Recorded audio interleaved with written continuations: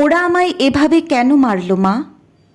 আমি তো যেমন কাজে যাই সেরকমই কাজে গেছিলাম, কিন্তু আমি তো জানতাম না যে আজই হবে আমার শেষ দিন। আমি তো আমার জুনিয়রদের সাথে একসাথে কত গল্প করতে করতে তোমার হাতে বানানো টিফিনটা খাচ্ছিলাম। তখনও যদি একটু বুঝতে পারতাম। রাত অনেকটা হয়ে যায়, আমি ওয়ার্ডে একা তখন। ওরা আমার সাথে, ছি মা, আমার খুব কষ্ট হচ্ছিল জানো। অনেকবার আমি বারণ করেছিলাম, চিৎকার করেছিলাম, বাঁচাও বাঁচাও, কে আছো, আমাকে বাঁচাও। কিন্তু কেউ আমার চিৎকার, আমার আর্তনাদ শুনতে পায়নি। আর ওরা আরো পশুর থেকেও বিচ্ছিরি ব্যবহার করতে লাগলো, খেলতে লাগলো আমাকে নিয়ে ওরা। আমি ওদের হাতে পায়ে পড়লাম। আমি এটাও বললাম যে আমাকে ছেড়ে দাও প্লিজ, আমি কাউকে কিচ্ছু বলবো না, আমাকে যেতে দাও। কিন্তু ওরা আর আমায় তোমার কাছে একবার যাওয়ার সুযোগটা দিল না মা, তোমার কোলে শেষবারের মতো মাথা রাখতে দিতে।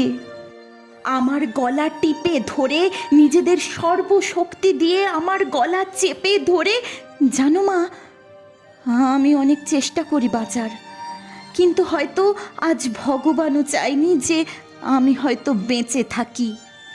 ওই পশুদের শক্তির কাছে আমি হেরে যাই, আমার গলার হাড় ভেঙে যায়। ওরা আমায় ওইভাবেই ওখানে ফেলে রেখে চলে আসে। সকালে সবাই আসে, কিন্তু এ কি, আমি কারোর সাথে কথা কেন বলতে পারছি না? তোমাকেও দেখতে পাচ্ছি, তোমায় কত করে ডাকছি, তুমি শুনতে কেন পাচ্ছ না মা? ও মা, মা গো, এই দেখো, দেখো না মা, এই তো আমি, তুমি কাঁদছো কেন, কি হয়েছে তোমার? ও মা। দেখি মা সামনে একটা লাশের দিকে তাকিয়ে হাও মাও করে কাঁদছে। লাশটার মুখ দেখতে পেয়ে আমি শিউরে উঠি। হে কি, এটা যে আমারই নিথর দেহ। আমি কি তবে মারা গেছি? আমিও কাঁদতে শুরু করলাম। সবাই আমার এই মৃত্যুতে শোকাহত।